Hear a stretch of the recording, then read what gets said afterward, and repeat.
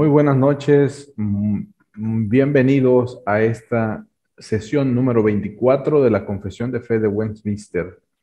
El capítulo se titula Del matrimonio y del divorcio. Es un tema controversial, ha sido controversial desde el tiempo de Moisés, desde la antigüedad hasta el día de hoy, y no pretendemos resolver todos los conflictos que puedan surgir en relación con el matrimonio y el divorcio, pero sí vamos a asentar algunas bases bíblicas que son muy importantes para esta generación. Esta generación está desterrando a Dios, al diseño original, eh, y está desterrando las escrituras respecto a este punto. Y vamos a ver que cómo este núcleo tan importante que es la familia, desde el seno de los cónyuges, esposo y esposa, pues está siendo socavado por pues, muchas fuerzas, desde Satanás, la influencia del mundo de esta generación y la propia dureza del corazón de las personas. Bien, abordamos directamente el capítulo 1. Vamos al párrafo número 1, que nos dice de esta manera: el matrimonio ha de ser entre un hombre y una mujer. No es lícito para ningún hombre tener más de una esposa, ni para ninguna mujer tener más de un marido al mismo tiempo. Wow. Entonces empezamos con Génesis capítulo 2, versículo 24. Vamos a ver el diseño de Dios y ver cómo en esta generación de Sodoma y Gomorra este punto está siendo pues desterrado, o sea, está siendo quitado a este principio por el cual nosotros pues debemos regirnos. Capítulo 2, versículo número 24, y nos dice la versión internacional.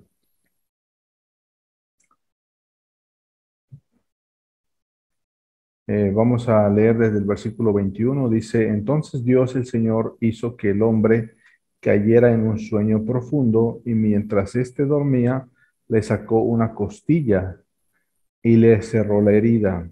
De la costilla que le había quitado al hombre, Dios el Señor hizo una mujer y la presentó al hombre, el cual exclamó: esta sí es hueso de mis huesos y carne de mi carne, se llamará mujer, porque del hombre fue sacada.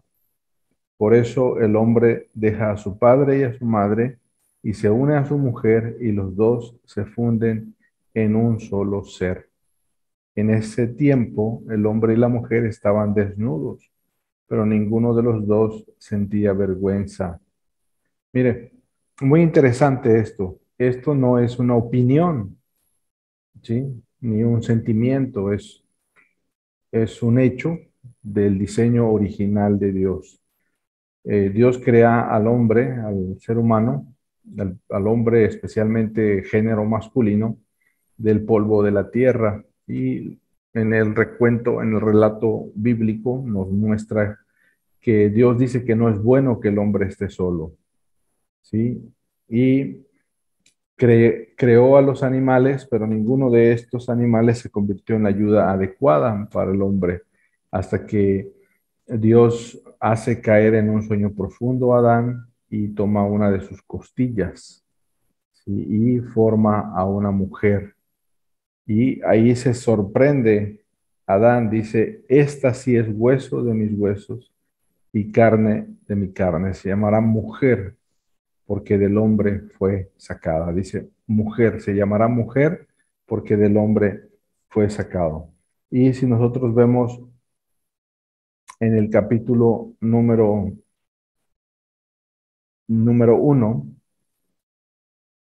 versículos 26 y 27, dice: y dijo, hagamos al ser humano a nuestra imagen. A la humanidad, está hablando, la humanidad, a nuestra imagen y semejanza, que tenga dominio sobre los peces del mar y sobre las aves del cielo, sobre los animales domésticos, sobre los animales salvajes y sobre todos los reptiles que se arrastran por el suelo. Versículo 27. Y Dios creó al ser humano a su imagen, lo creó a imagen de Dios, hombre y mujer los creó. Entonces no está sujeto a la imaginación ni a los sentimientos, está sujeto al diseño. De hecho, en la medicina forense, si desentierran o alguien se encuentra el cadáver de una osamenta, los antropólogos forenses pueden determinar la edad de la persona que estaba en la tumba, pueden determinar causas de su muerte, incluso hasta pueden determinar, pues, si su dieta era saludable, pero lo más importante, pueden determinar si era hombre o si era mujer, ¿sí? Y en esta generación, en donde la gente se basa en sus sentimientos, la gente puede decir, bueno, voy a cambiarme, no estoy contento en cómo estoy y yo me siento mujer, entonces me voy a cambiar y me voy a hacer genitales de mujer. Incluso los gobiernos están promoviendo esto desde las escuelas. Nuestros niños están siendo indoctrinados respecto a esta ideología y se prohíbe en la enseñanza laica, la enseñanza bíblica, pero esto es una indoctrinación, casi como una religión, en donde se le da libertad al niño. Si el niño se siente niña, pues lo hacen sentir niña y vestir como niña, y después él puede cambiarse el nombre y puede cambiarse su género, y al final tendremos tantos géneros como haya en la humanidad imaginación. Por eso esta ideología está tomando mucha fuerza, incluso es muy peligrosa, porque si tienen mucho poder político, aquellos predicadores o iglesias, podemos ser tildados de homofóbicos o de discurso de odio al respecto. El día de hoy, si nosotros vamos a las escrituras, no encontramos pues algo así, ¿no? De respecto a- al aspecto ético del cambio de sexo, de genitales, pero sí encontramos cómo Jesús se acercaba a aquellas personas que habían sido lastimadas por la vida o por la sociedad o por el mundo, y él con misericordia los atrajo, pero nunca los dejó iguales, ¿sí? Hubo un cambio, ¿verdad?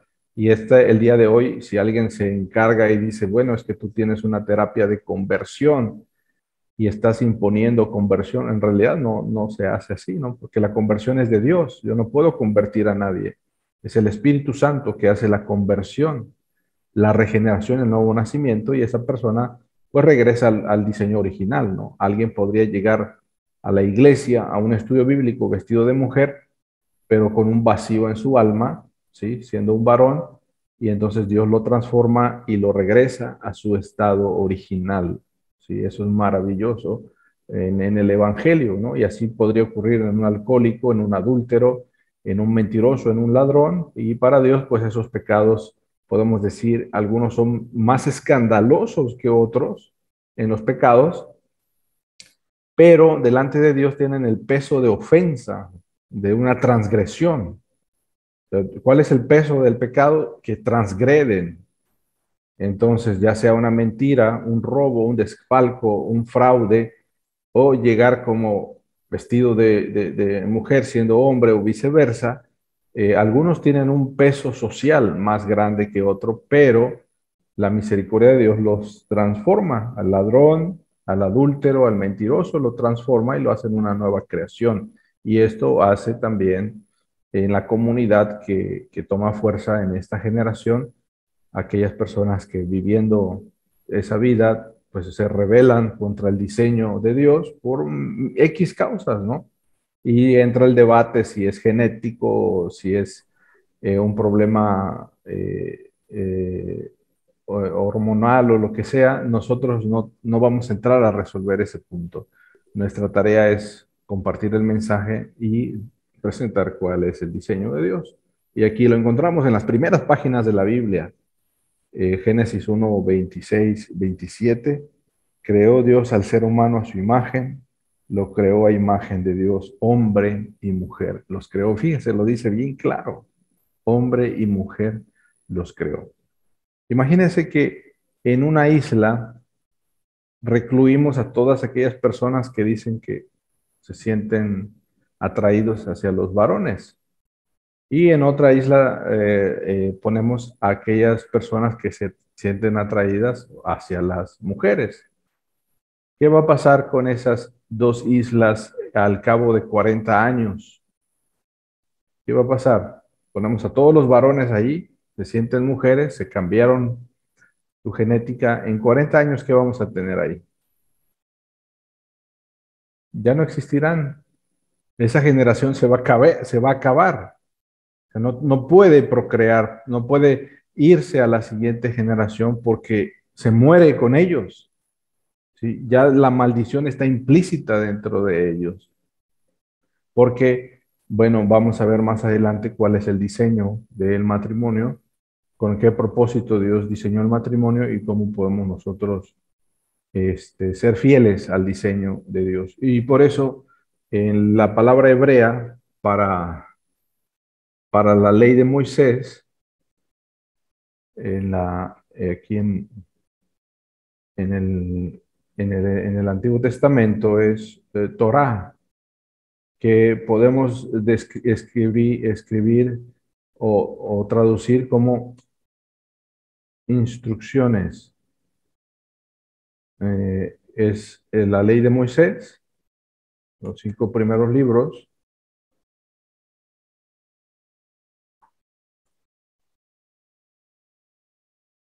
Estos primeros libros son las instrucciones de Dios, la Torah, que quiere decir que Él es el fabricante, ¿no? Es el diseñador. Entonces tenemos que ir al diseñador para que nos diga cómo funciona el mundo, cómo funciona la vida, cómo funciona el matrimonio, porque Él lo inventó también. El matrimonio es un invento de Dios. El gobierno, lo vimos en la semana pasada, el magistrado civil es inventado por Dios. Y la siguiente semana estaremos viendo la iglesia, también es invento de Dios. Entonces Dios inventó el matrimonio, Dios inventó el Estado y Dios inventa la iglesia. Es su creación, para ponerlo en las palabras coloquiales. El matrimonio es creación de Dios, es diseño de Dios. El magistrado civil también y la iglesia también son diseños de Dios. ¿Algún comentario hasta este momento? El matrimonio ha de ser entre un hombre y una mujer. No es lícito para ningún hombre tener más de una esposa. Ay, momento. ¿Y qué pasa con el rey David, no? Momento. El rey David tuvo muchas esposas. Salomón tuvo 600 mujeres más 400 concubinas. Es decir, wow. Esa misma situación de Salomón lo hizo que su corazón se desviara. Dios permitió que ellos vivieran poligamia y, por ejemplo, Jacob tuvo una situación de poligamia en el Antiguo Testamento. Quería a Raquel, pero le dan a Lea, y cuando le dan a las dos esposas, cada uno lleva a sus sirvientas que se convierten en concubinas. Y uno diría, qué padre vida, ¿no? Tiene 4 mujeres. Dios diseñó, o sea, si Dios le hubiera dicho a Adán, quiero que tengan muchas mujeres, pues no solo hubiera quitado una costilla, le hubiera quitado 4 costillas y va a decir, tú puedes tener 4 mujeres. En Indonesia, los musulmanes tienen permitido tener hasta 4 mujeres según las puedan mantener. Y hasta hay videos donde salen las mujeres diciendo, pues para mí es bonito tener a otra señora porque nos ayudamos mutuamente y, y compartimos el quehacer. Pero en otros países como en Pakistán o Afganistán, el marido tiene que dormir en un cuarto bajo llave porque las mujeres lo odian tanto que en la noche las dos se pueden poner de acuerdo y él termina acuchillado en su cama. Así que no es recomendable, ¿verdad? O sea, Dios sabe por qué hizo el matrimonio de manera monógama. Incluso entre ciertas especies hay monogamia, ¿no? Por ejemplo, los pingüinos son monógamos, las cucuchitas, las cucuchitas las han visto que andan ahí cantando, ¿verdad? Son monógamas también, ¿sí? Tienen una pareja y cuando se ha encontrado que una cucuchita se muere, la compañerita está al lado llorando, haciendo duelo por su compañerito que se murió, ¿verdad? Ok, entonces no es lícito, la poligamia no es lícito en ese aspecto, ¿verdad? Vamos a Mateo 19, 5 y 6. Es muy importante este pasaje. Mateo 19, 5 y 6. Desde el versículo número 3. Algunos fariseos se le acercaron para ponerlo a prueba y le preguntaron, ¿está permitido que un hombre se divorcie de su esposa por cualquier motivo? Mire, en Indonesia, la ley musulmana permite divorciarse y la forma de divorcio es decir, te divorcio, ¿sí? Se quemaron los frijoles, vas a tu esposa y le dices verbalmente, te divorcio. Primera, ¿no? Luego le puso la plancha al pantalón y quedó la marca de la plancha en tu pantalón. Vas a tu esposa y le dices, te divorcio, segunda vez. ¿Sí? Y se le pasaron de sal los huevos estrellados, ¿no?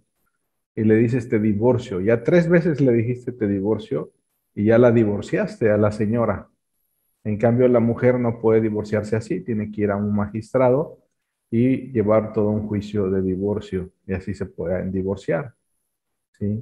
Y aquí los judíos tienen un pensamiento como los musulmanes también, que podían divorciarse de la señora porque, pues no sé, no sabía barrer la casa, ¿no? Y se pueden divorciar de la mujer también, por ejemplo, en Indonesia, una causal de divorcio es que la mujer no pueda dar hijos, ¿sí? O sea, si una mujer no puede dar hijos, es una causa de divorcio. O para poligamia también. Cuando la señora no puede dar hijos, en Indonesia el marido va y se busca otra mujer porque quiere pues, tener hijos y la deja a la señora, la divorcia o vive en poligamia. Aquí los fariseos vienen y pues como ellos eran pervertidos, ¿verdad? Eran malvados, le dicen, ¿está permitido que un hombre se divorcie de su esposa por cualquier motivo? ¿Sí? Cualquier motivo. Versículo 4, ¿no han leído? Replicó Jesús que en el principio, fíjese a dónde nos remite, a Génesis, principio Génesis. ¿No han leído que en el Génesis, esta dice en griego, no han leído que en el Génesis, dice, el creador los hizo hombre y mujer? Otra vez el Señor es bien controversial. Hubiera dicho, bueno, los hizo lo que ellos quisieran sentir que fueran, ¿no? ¿Sí? Me siento gato, yo soy un gatito, ¿no? Y me quiero casar con un gato. Hay personas así también. O sea, yo siento que soy un gato y sale una noticia en Inglaterra. Señora se casa con un gato porque se siente gato y, y le hereda todo al gato si ella se muere, ¿no? O sea, ¿hacia dónde puede desbordarse la perversidad del ser humano? Si no nos pone límites el Señor. Por eso los mandamientos son nuestros límites, nos frenan, ¿sí? Sirven como un freno para que nuestra mente no se vaya más allá. Y dice el versículo 5 y dijo, por eso dejará el hombre a su padre y a su madre y se unirá a su esposa y los 12 llegarán a ser un solo cuerpo. Y el siguiente versículo dice, así que ya no son dos, sino uno solo. Habla de una unidad muy interesante entre el hombre y la mujer. Por tanto, lo que Dios ha unido, que no lo separe el hombre. Versículo 7, le replicaron, ¿por qué entonces mandó Moisés que un hombre diera a su esposa un certificado de divorcio y la despidiera? Versículo 8. Moisés les permitió divorciarse de su esposa, dice Reina Valera. ¿Por qué? Por la dureza de su corazón. Aquí la versión internacional dice, por lo obstinados que son, respondió Jesús, pero no fue así desde el principio. Les digo que, excepto en caso de infidelidad conyugal, dice Reina Valera, adulterio, el que se divorcia de su esposa y se casa con otra comete adulterio. Bien, aquí entonces encontramos el principio del diseño original de Dios respecto. Ahorita vamos a ir a un profeta del Antiguo Testamento que nos va a decir por qué Dios cuida tanto la unidad conyugal, por qué es importante para él. ¿Sí? Dios ha puesto en nosotros hormonas, ¿sí? Hay química en nosotros, hay ciertos químicos que actúan y no vamos a guiarnos por las reacciones químicas que se producen dentro de nuestro cuerpo, porque también nos hizo a su imagen, nos dio capacidad para que nosotros pudiéramos ah, pues controlar, nos dio dominio propio y eso viene a través de la obra del Espíritu Santo. ¿Sí? Entonces regresamos a la presentación y esto nos va a ayudar. No importa pues cuál es nuestra condición el día de hoy, pero estos principios bíblicos son importantes para mantener la unidad de la familia. El matrimonio fue instituido para la mutua ayuda de esposo y esposa. Es la palabra ayuda idónea.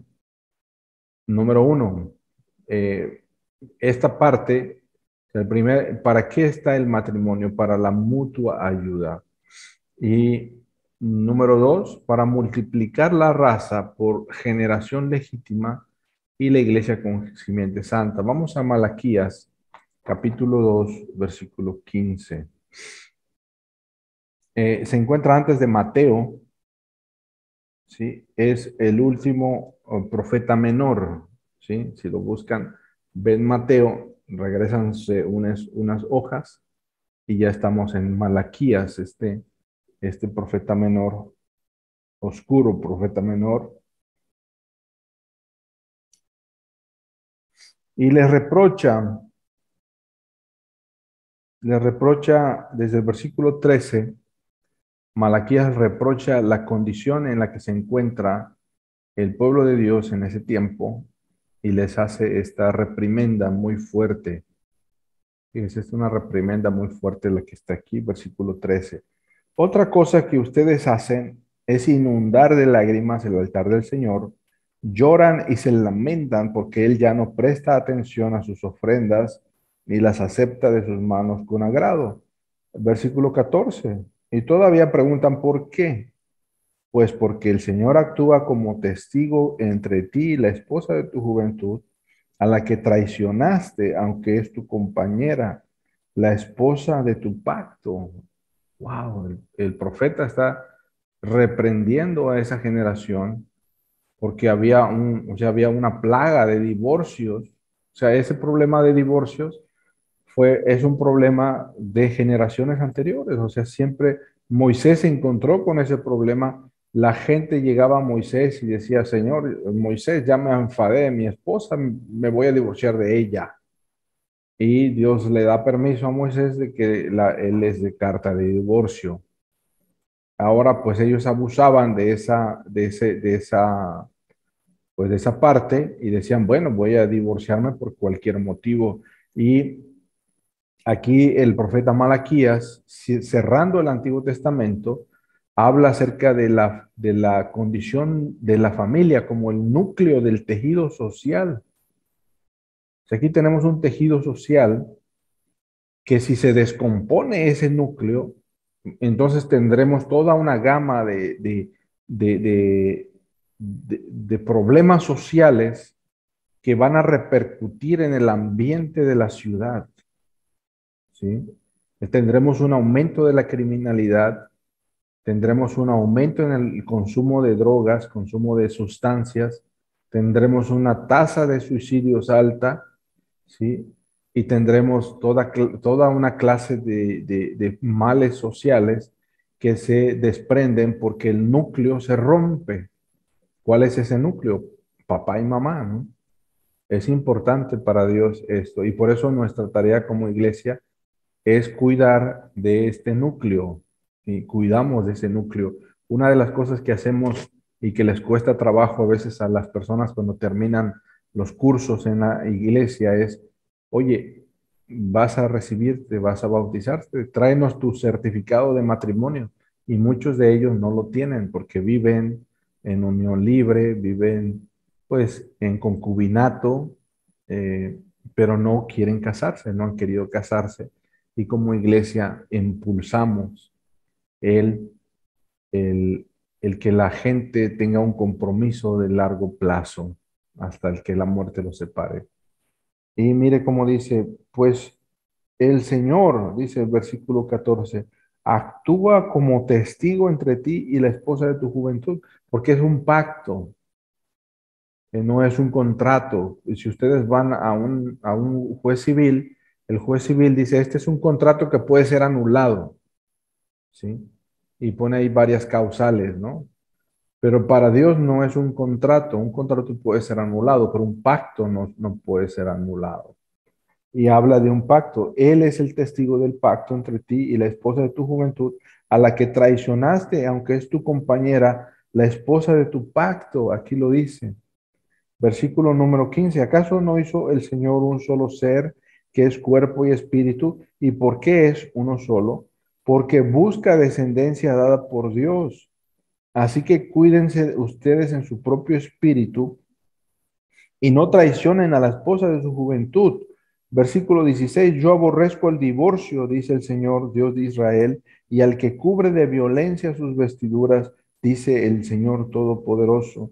Así que cuídense en su espíritu y no sean traicioneros. Wow, el profeta Malaquías no tenía ambajes, no tenía sin tapujos, dice, aquí va como dice Dios que debe ser la relación conyugal.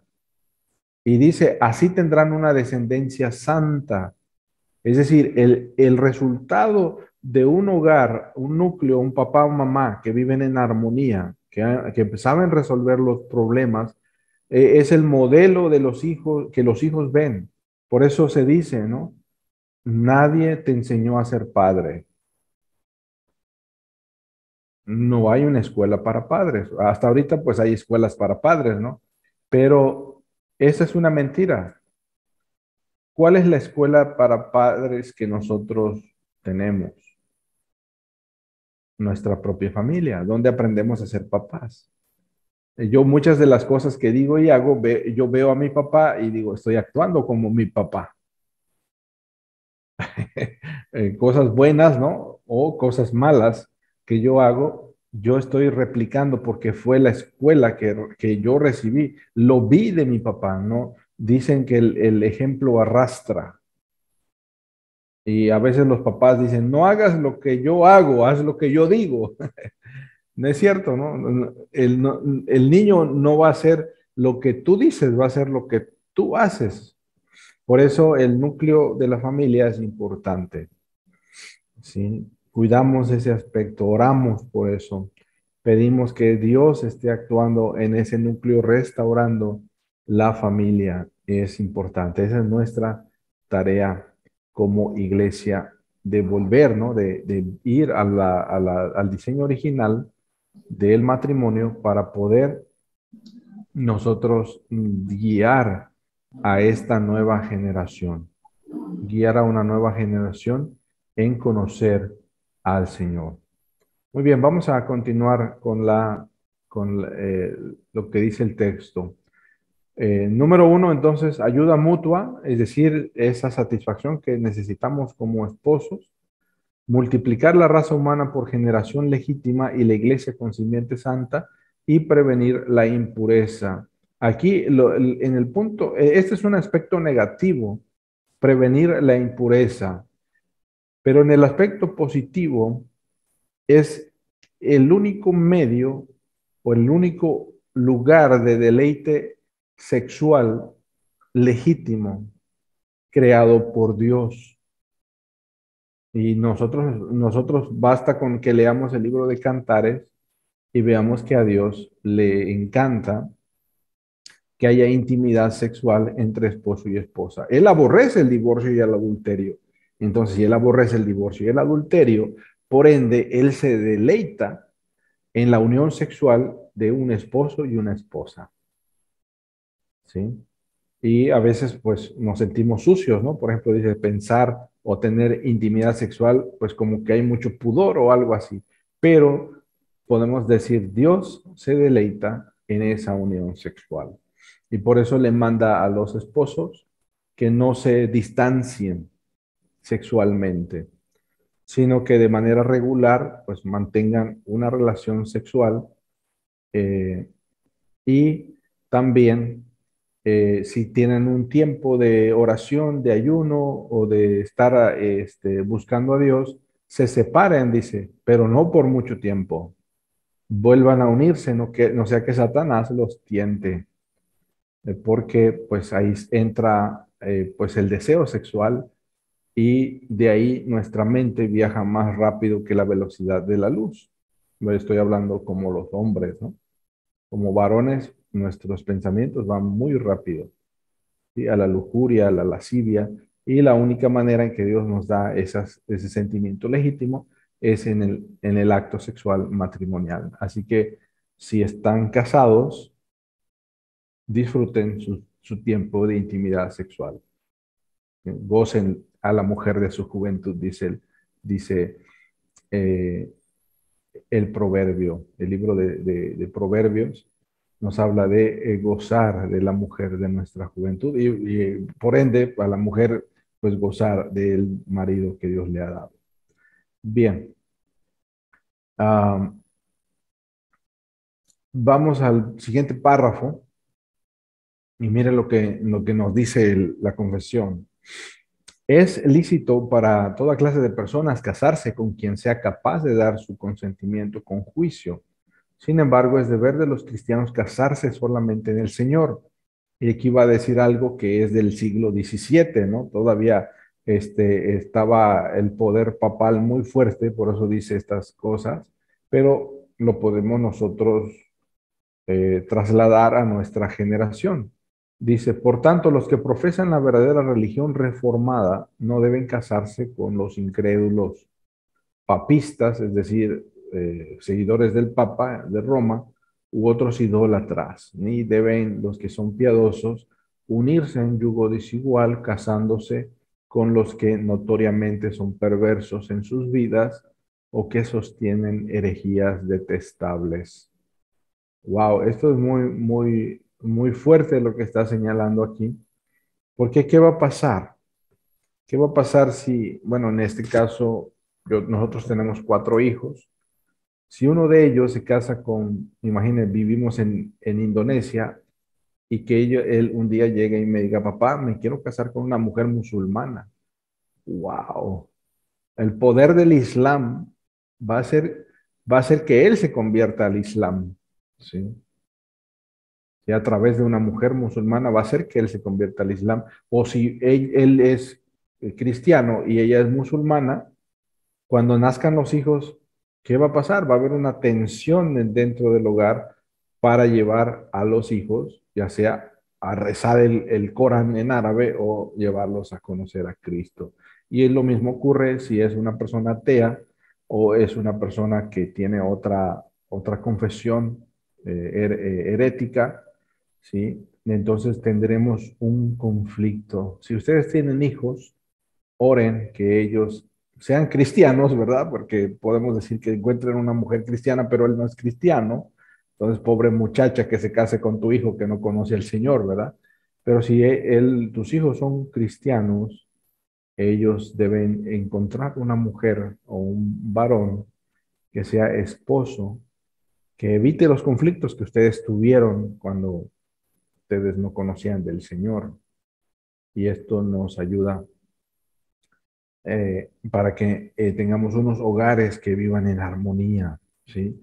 Lo peor que puede pasarnos es que lleguemos a casa nuestra casa sea pues un lugar de pleitos y gritos y de amargura. Eso es muy, muy desgastante. Y nos dice aquí esta parte, este párrafo de cómo procuramos casarnos. Hay personas que llegan a verme y me dicen, pastor, me voy a casar con alguien que no es cristiano. Y pues, ¿qué va? Por más que yo le diga, si ellos ya decidieron, pues no puedo hacerlos cambiar de parecer, ¿verdad? No puedo hacerlos cambiar. Hay posibilidad de que la chica cristiana, al casarse, pues haga que el muchacho venga a la iglesia o viceversa, pero no hay seguridad. Hay posibilidad, pero no hay seguridad de que venga a la iglesia. Incluso ha habido personas que dicen, yo quiero casarme con una muchacha cristiana porque son muy sumisas, muy obedientes, etcétera. Y ya consiguiéndose a la mujer, él jamás se vuelve a parar en la iglesia. Se la llevó, terminó llevándose a la chica y esto llevará pues una situación de conflictos o donde alguien pues tiene que acomodarse a la condición del otro. Bien, vamos avanzando, vamos al siguiente párrafo. El matrimonio no debe contraerse dentro de los grados de consanguinidad o afinidad prohibidos en la palabra y habla de el incesto. Dice, ni pueden tales matrimonios incestuosos legalizarse por ninguna ley del hombre, ni por el consentimiento de las partes, de tal manera que esas personas puedan vivir juntos como marido y mujer. En el Antiguo Testamento vemos que habían estas relaciones incestuosas, pero ya el Señor las prohibió por el problema de la endogamia. ¿Sí? La endogamia es cuando eh, los, los genes son de la misma familia, pues los niños nacen con algunos problemas congénitos. Y esto ocurre, por ejemplo, en algunos países como Pakistán, o algunos países donde ellos tienen una herencia, tratan de no dejar que otros se lleven la herencia, sino que se casan entre primos, primos hermanos, y así queda la herencia del ganado o las tierras dentro del mismo clan. Y eso genera endogamia porque los niños nacen con parálisis cerebral o nacen con algún problema congénito y eso les da, pues, les trae pues problemas dentro de su familia. Y el Señor pues aquí lo prohíbe en el libro de Levítico, especialmente en el capítulo, eh, aquí lo vemos, Levítico capítulo 18 habla acerca de de cómo debemos cuidar los padres, padres, cuidar de descubrir la desnudez de algún pariente cercano o alguien que sea dentro de los lazos familiares, ¿no? Y podemos ver este Levítico 18, pasaje un poco extraño, ¿verdad? Pero cuidaba la pureza sexual de los israelitas, ¿sí? Y versículo número 6 dice, eh, desde el versículo número 5 observen mis estatutos y mis preceptos, pues todo lo que el que los practique vivirá por ellos, yo el Señor. Versículo 6 nadie se acercará a ningún pariente cercano para tener relaciones sexuales con él o con ella, yo soy el Señor. No deshonrarás a tu padre teniendo relaciones sexuales con tu madre. No lo hagas porque es tu madre. No tendrás relaciones sexuales con la esposa de tu padre porque sería como tenerlas con él. Y así sucesivamente. El problema de la iglesia de Corinto, Pablo reprende a los corintios y hay un hombre que tiene relaciones sexuales con la esposa de su padre. No es su madre, es su madrastra. Y todos lo toleran, ¿sí? Todos toleran ese comportamiento inmoral en la iglesia de Corinto y Pablo tiene que reprenderlos y decir que este hombre incestuoso tiene que ser expulsado de la iglesia o la excomunión para que él se arrepienta. Él termine de esa relación y se arrepienta. Porque ahí el Señor cuida de este aspecto de la pureza sexual de su pueblo, para que no solo no tengan enfermedades de transmisión sexual, sino tengan descendencia, una descendencia santa y relaciones que no están rotas por la inmoralidad, el adulterio o la fornicación. Ok, entonces avanzamos. Levítico ya lo vimos, ¿sí? Hay otros pasajes bíblicos, pero vamos a avanzar al siguiente párrafo.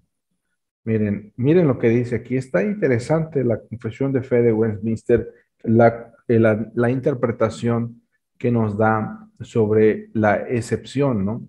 Y ahorita lo vamos a ver. El adulterio o la fornicación cometidos después del compromiso matrimonial, cuando se han pedido la mano, siendo descubiertos antes del casamiento, dan ocasión justa a la parte inocente para anular el compromiso. Está claro, esto lo vemos con la historia de José y María, ¿no? Él descubre que María está embarazada y él quiere dejarla secretamente para romper el compromiso matrimonial. Ya no habían tenido relaciones sexuales, no se había consumado el matrimonio ni en la ceremonia nupcial ni en la noche de bodas. Am, entonces José quiere anular el compromiso matrimonial. Ya la historia la sabemos, pero en caso de que alguien esté comprometido en matrimonio y una de las partes pues comete infidelidad conyugal, la otra parte está autorizada para deshacer ese compromiso nupcial. En caso de adulterio, dice el siguiente párrafo, después del matrimonio es lícito para la parte inocente promover su divorcio. Y después de este puede casarse con otra persona como si la parte ofensora hubiera muerto. Fíjense, esta es una interpretación de la Confesión de Fe de Westminster. Y bueno, en este caso, como es Westminster, yo puedo diferir de lo que Westminster dice. ¿Sí? Dice Westminster que es como si la otra parte hubiera muerto. Aquí está mi esposa. ¿Sí? Imagínense, mi esposa descubre que soy un adúltero, entonces ella puede divorciarse de mí y yo ya estoy muerto y ella puede casarse con otra persona. Es lo que nos dice Westminster aquí. Como si yo hubiera muerto. Ella no cometería adulterio al casarse con la otra persona por el acto, o sea, la infidelidad conyugal que yo cometí. ¿Sí? Eso interpreta Westminster. El versículo bíblico de Mateo no dice así, ¿verdad? Dice como que uno sigue viviendo en adulterio aún después de haberse divorciado y vuelto a casar. Bueno, esta parte es la controversial dentro de la interpretación respecto al matrimonio. No, nos detiene perdón, del divorcio, nos detiene para no divorciarnos, ¿sí? Nos detiene para que hagamos todo lo posible por resolver y armonizar la relación conyugal.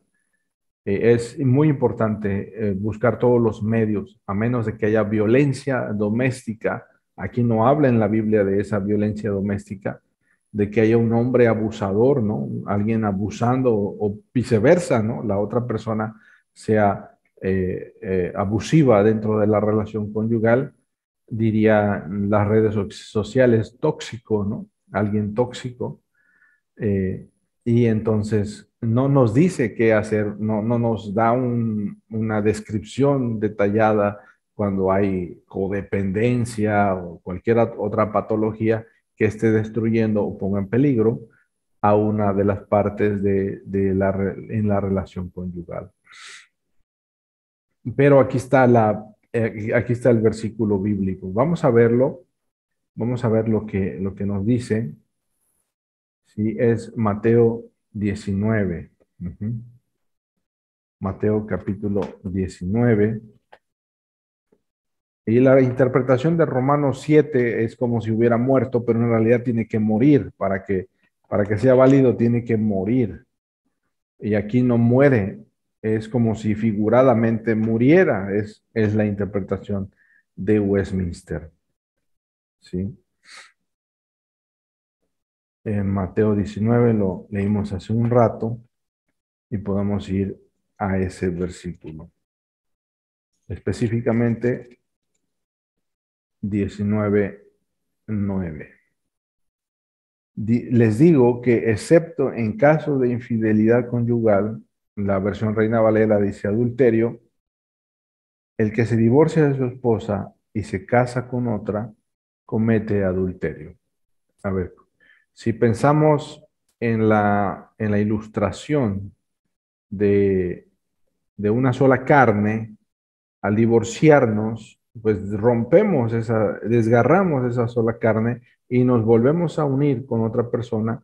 Entonces traemos ya de ser una sola carne con otra y no es un acto, sino una condición la que está describiendo. Es la condición en la que te encuentras de haber sido una sola persona con alguien y vienes y vives con otra persona. Y esa es lo que Jesucristo quiere evitar para nosotros. Y es lo que vemos en esta parte. En este caso, lo que está haciendo Westminster, él está haciendo lo que Moisés hizo. ¿Qué está haciendo Moisés? ¿Qué está haciendo Westminster como Moisés? Le preguntaron a Jesús, ¿por qué permitió dar carta de divorcio a Moisés? ¿Y cuál es la razón? Por la dureza de su corazón. Los que Westminster dice, está bien, no se preocupen, pueden divorciarse por la dureza de su corazón. ¿Me explico? ¿Sí? Entonces, Él no, nos permite la carta de divorcio por la dureza de nuestro corazón. En ese momento no lo entendíamos, ¿no? En un momento pasado no lo entendíamos, ahora lo entendemos. En ese momento nuestro corazón se endureció, pero ahora ya lo comprendemos, ya tenemos más claro el panorama, ¿sí? ¿Por qué se tiene que insistir en estos principios? Para crear una nueva cultura, una nueva generación, para la siguiente generación lo estamos haciendo. ¿Sí? Apoyamos y renovamos los principios de Dios, pero no queremos llevar condenación, ¿verdad? Porque el propósito es no solo llevar condenación, sino llevar las buenas noticias. Y bueno, vamos a terminar esta parte de la confesión de fe. Dice, aunque la corrupción del hombre sea tal que le haga estudiar argumentos para separar indebidamente a los que Dios ha unido en matrimonio, sin embargo, nada, sino el adulterio o la deserción obstinada, que no puede ser remediada ni por la iglesia ni por el magistrado civil, es causa suficiente para disolver los lazos del matrimonio. En este caso debe observarse un procedimiento público y ordenado y las personas no involucradas en él no deben ser dejadas, en su caso, a su propia voluntad o discreción. En general, lo que podríamos decir aquí, ¿sí? Es que necesita acompañamiento pastoral, un conflicto familiar o conyugal necesita intervención de parte de la iglesia, de la comunidad, los pastores, ancianos de la iglesia, apoyando a esta familia para poder resolver cualquier conflicto y buscar todos los medios posibles para la resolución de esta situación y al final tener un matrimonio en armonía. Muy bien, pues es lo que hemos visto esta noche de la confesión de fe de Westminster respecto al matrimonio y al divorcio. ¿Sí? El matrimonio muy dulce, ¿verdad? Divorcio, muy amargo. ¿Sí? Entonces, no queremos que la dulzura del matrimonio termine en la amargura del divorcio. Ok, comentarios antes de despedirnos. Comentarios de cualquier párrafo o cualquier versículo que hemos leído el día de hoy. Este matrimonio que se hace, es, bueno, si se casan, no, en mi caso, yo nada más estoy casada por el civil. No soy casada ni por la iglesia de acá, ni por acá. Es válido. La semana pasada, Bertita, veíamos el magistrado. Dios puso los magistrados o los jueces. Los jueces. Ajá, estos jueces, en el caso de nuestro país, pues hay un magistrado que trabaja en el registro civil. Ujú. Entonces Dios le dio la autoridad a a ese magistrado civil para que el matrimonio que ellos celebran pues sea válido, ¿no? Tenga la validez legal en un papel donde Ajá, dicen están casados, sus nombres son fulanos, aquí está sus testigos y viene el sellado y validado. Entonces esto le da una personalidad legal a su condición y usted tiene los privilegios de un cónyuge, ¿no? ajá. Por ejemplo, si su cónyuge está asegurado, pues nada más llevando su acta de matrimonio, dice, pues ella es mi cónyuge y yo puedo asegurarla también. En el caso de algunas situaciones legales, pues se pueden resolver porque le da esa validez. Ujú. Sí, es válido. De la carta de matrimonio. Ujú. Sí, un amigo venía a verme de ahí de Cuernavaca y me decía, pastor, yo solo me casé, yo no me casé por la iglesia, así que mi matrimonio no es válido. Él estaba buscando un pretexto para dejar a su esposa. Sí, sí, Viviana, Pastor, las mujeres y varones que poblaron el planeta, ¿de dónde salen? de Adán y Eva, ¿De Adán y Eva todas? ¿sí? Eran hijos de Adán e hijos de Eva. No Por- podían haber venido de otro lado. La sangre de ellos era pura y cuando termina la historia de Noé, de los hijos de Noé, se puebla el planeta de nuevo. Había endogamia al principio, hubo endogamia.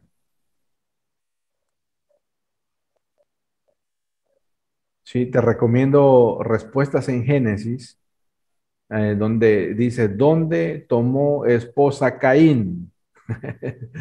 Hay una página que se llama Respuestas en Génesis. Entonces se las voy a pasar. Eh, Porque la gente pues eh, puede dudar de decir, bueno, esos fueron extraterrestres con los que se casaron, donde se casaron los hijos de Adán, no, no es cierto. Eh, en un principio pues era una relación endogámica y la pureza de la genética. Answers in Genesis, de donde obtuvo su esposa Caín. Y pues ahí en Génesis encontramos que la esposa de Caín pues fue descendiente dice, tuvo hijos e hijas, tuvieron hijos e hijas, pero ahí fue permitido, ¿no? Para que se procreara porque la generación. fue el mandato. Ajá, Sí, puso dos de cada especie y les dijo, fructifiquen y multiplíquense. exacto. ¿Sí? Sí, dos cebras, dos jirafas, el Mira, ganado, fructifiquen y multipliquen. De ahí empezó, de la genética de dos los multiplicó. ¿Y dónde viene la genética del humano? También de dos y se multiplican. Si no, no tendría sentido fructificad y multiplicados. ¿Sí? De ahí venimos, ¿no? De esa genética. Y ya después, Pastor, ya en Levítico 18, ya la endogamia no se permite. Sí, ¿quién habló? yo, Norma, Ah, ¿qué Normita. pasa con los matrimonios, bueno, no matrimonios, las parejas que están viviendo en unión libre en esta actualidad? En el aspecto espiritual puede ser porque, por decir, hay personas que no conocen, tal vez, bueno, no saben que es importante este mandato. de unirse bajo el régimen pues de los hombres o de la iglesia. ¿Qué Ujú. pasa con estas parejas que no conocen de eso y siguen viviendo así, espiritualmente? Sí, están en adulterio o en fornicación, en amaciato, podemos decir así. Y cuando llegan a Cristo, pues los animamos a que se que pongan en orden. Ya Pero ellos, si no, ajá, ajá, pero si sí. no llegan a Cristo, por decir, o sea, que no quieren profesar ninguna, ni católica, ni cristiana, nada, ¿qué pasa con esas parejas? Se puede decir que, eh, pues, siguen en pecado, pues, y van al infierno, o qué pasaría ahí. Pues no solo porque, no, porque por su relación conyugal, sino van al infierno, van porque no se arrepienten. El arrepentimiento traería todo ese cambio en sus vidas. Ujú. Ok, Sí, ok. sí. Chevy, Ajá, pastor, yo estoy con Noé. Entonces, cuando el Señor le dijo a Noé que podían entrar toda su familia y cada animal de cada especie, hembra y macho. Entonces nosotros, después que estuvieron 40 días y 40 noches en el agua, la barca, de esa descendencia venimos todos nosotros los humanos. exacto. Sí, se vuelve a renovar la tierra en Noé y de la Ujú. descendencia de Sem, Cam y Jafet. Ya se Sí, puebla todas las razas, por eso después, cuando leen en Génesis, la tabla de las naciones, de Jafet ujú. descienden fulano, fulano, fulano, de Sem descienden y de Cam descienden, y ahí se La ve descendencia. la descendencia y de ahí venimos. O sea, si alguien en algún artículo, si ustedes tenemos una ascendencia común, si algún momento de nuestra historia genética vamos a tener un ancestro común. La genética Sí, lo corrobora, ¿sí? ok, pastor. No he estudiado mucho ese aspecto genético, pero sería interesante rastrearlo. Incluso el día de hoy, algunos pagan por buscar sus rastros genéticos, ¿no? Pues tú desciendes de los vikingos, yo desciendo de los mayas, mi cabeza me delata, ¿verdad? Sí. Y Nomás- pastor, referente a lo que dijo Normita de la gente esa que dice que no pueden, que cómo pueden estar unidos sin casarse, porque no se pueden, como no conocen a Dios, no pueden agarrarse la mano de Dios y cumplir la ley de Él, Exacto. de los 10 mandamientos. Sí, un vecino de ahí de la Santa Cecilia, ahí por la Morelos, me decía, miren, aquí nuestra vecina, pues vivieron en unión libre por tantos años y dijeron un día, vamos a casarnos. Y se casan y al año se divorcian. Y dice la gente, pues es que el matrimonio no funciona, porque mejor si nos vivimos en unión libre, estamos felices, ya nos casamos, ya al año ya nos divorciamos. Pero no es el problema el matrimonio, el problema es la dureza del corazón. Así es. Sí. Bien, comentarios. Jesús Lépez, ¿qué piensas? Muchos temas el día de hoy. Sí, sí, todo bien, pastor. No tengo yo Ok, correcto. Muy bien, pues, bien, pues vamos a despedirnos esta noche y Órale. vamos a orar, vamos a pedirle al Señor que nos despida. Padre Celestial, gracias por esta noche, por el tema de hoy que es un poco controversial, difícil, pero oramos que nuestros matrimonios en la iglesia, pues vivamos en armonía, eh, con sabiduría, dirimir diferencias y tener una descendencia para ti. Bendice a cada uno de mis hermanos después de esta sesión. Darles un buen descanso y una buena preparación para el día de mañana en sus demás actividades. En el nombre de Jesús. Amén.